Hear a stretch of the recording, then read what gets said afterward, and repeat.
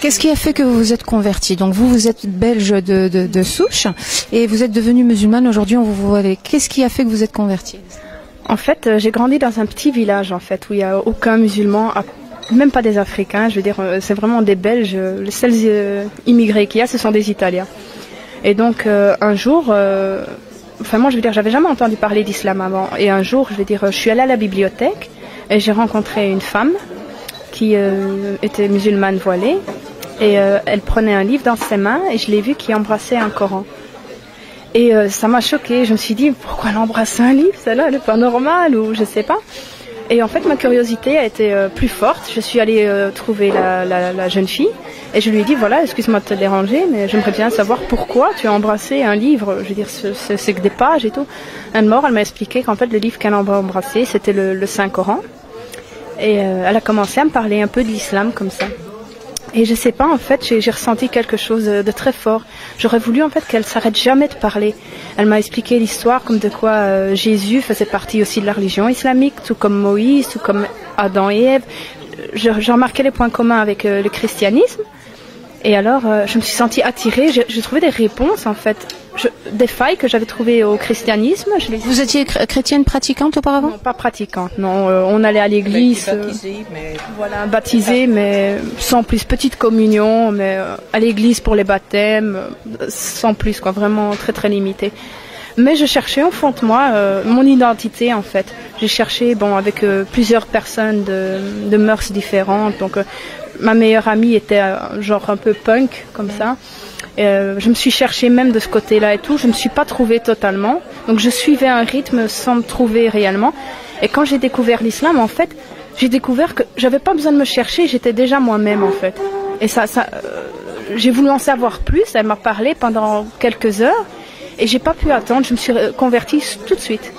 Au moment même? Au moment même. Après quelques heures de discussion, j'ai récité la shahada et ça a été fait, quoi. Je suis rentrée chez moi, j'étais musulmane.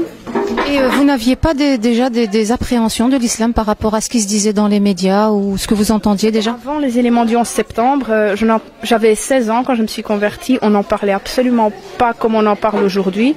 Et comme je vous dis, je venais de la campagne, donc pour moi l'islam je connaissais pas du tout. Je savais que les femmes portaient le voile, qu'on ne mangeait pas de porc et qu'on ne buvait pas d'alcool. C'est tout ce que je savais. Et là, je veux dire, j'ai voulu en savoir plus, quoi. Comment a été prise cette conversion par votre famille quand vous êtes rentrée à la maison et que vous avez dit, voilà, je suis musulmane? Ça s'est passé comment? Non, je ne l'aurais pas annoncé, en fait. Mais j'allais voir le centre PMS de mon école, à qui je parlais beaucoup. Et j'avais beaucoup de problèmes dans mon adolescence avec mes parents. Et donc, je veux dire, on a eu un rendez-vous avec un juge. Et c'est le juge qui a annoncé en fait comme de quoi j'étais convertie alors que j'avais demandé à ne pas le dire, quoi. Donc ça a été un grand choc pour eux du fait qu'ils s'y attendaient pas du tout. Déjà que pour moi je ne m'y attendais pas, ça a été très soudain. Pour eux ça a été la coup de massue sur la tête, quoi. Très mauvaise méthode pour annoncer à ses parents qu'on est converti. Et voilà, votre fille nous raconte comme quoi elle s'est convertie par cette rencontre. Au moment où le juge vous annonce cela, comment l'avez-vous pris? Je vais dire que j'ai pris à ce moment-là comme une grande trahison. Parce que, comme elle vous l'a dit, elle nous en a fait voir beaucoup. Parce que, elle était... comment est-ce que je peux expliquer ça? Comment? Influencée. Très influençable, voilà. Elle suivait la vie de Michael Jackson à la lettre. Elle prenait ses gants, elle allait dans les hôpitaux chercher des masques. Elle nous en a fait voir de toutes les couleurs. Alors, un beau jour, j'ai appris en plus qu'elle prenait le train au lieu d'aller à l'école. Elle prenait le train pour aller à Bruxelles. Et alors là, j'ai appris alors par le SAJ qui nous avait convoqués qu'elle se plaignait de nous, qu'on ne voulait pas la laisser aller à Bruxelles. Et en fait, c'était pour se reconvertir à l'islam. Elle voulait en apprendre plus et au moment même je ne l'ai pas accepté parce que quelle a été votre réaction? Il manquait plus que ça Voilà, il manquait plus que ça, oui. Il manquait plus que ça et je dis jusqu'où elle va aller avec ces folies de jeunesse. Ces folies de jeunesse, exactement. Et je me dis mais où ça va s'arrêter? Et puis alors, maintenant, disons qu'au fil des années, elle s'est très fortement assagie et elle a montré envers son père et envers moi beaucoup plus de respect. Beaucoup plus de respect et elle ne me voit pas pendant 2 jours, elle me téléphone 3 fois sur la journée. Donc ça, comment vais-je dire ça? La relation est devenue vraiment très très très belle.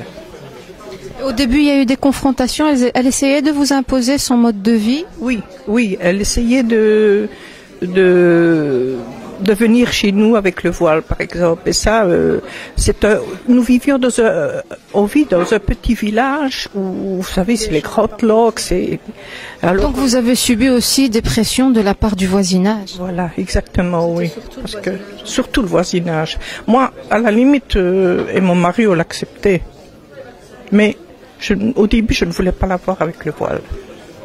Elle pouvait s'être convertie, elle pouvait croire à cette religion.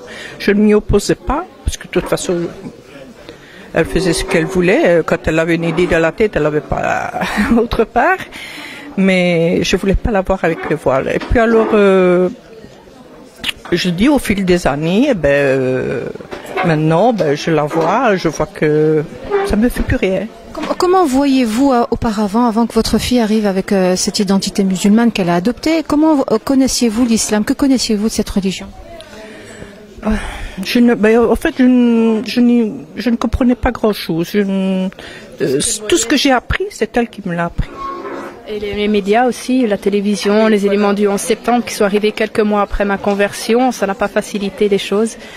Et puis finalement, comme elle a dit, je me suis assagie, j'ai commencé à respecter les règles islamiques.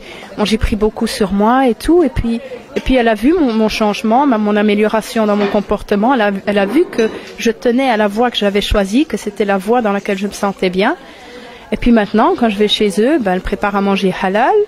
Elle se tape 25 km pour aller chercher à manger dans une boucherie halal à Liège. Avis au boucher pour venir dans votre village alors? Oui, voilà, c'est ça. Bienvenue à Oreille. Oui, je respecte ces traditions. Je ne lui ferai jamais mettre de l'alcool dans quelque chose ou bien manger une viande qu'elle ne peut pas manger. Ça, je respecte. Qu'est-ce que vous auriez à dire aux parents qui ont vécu exactement les mêmes tornades que les vôtres, les mêmes souffrances? Est-ce que vous auriez quelque chose à leur dire? Oui, je vais dire que c'est inutile de s'opposer parce que c'est quelque chose tout compte fait. Moi, ça m'a très bien réussi puisqu'elle a changé, elle est devenue beaucoup meilleure que ce qu'elle était avant. Étant petite, elle a été un enfant sage et tranquille, mais en adolescence, elle nous en a fait beaucoup souffrir. Mais maintenant, je dois dire que si je devrais parler aux autres parents qui, comme moi, ont leur enfant qui se sont convertis, qui ne doivent pas en avoir peur, que c'est leur choix et que ça ne peut pas leur faire de mal de toute façon.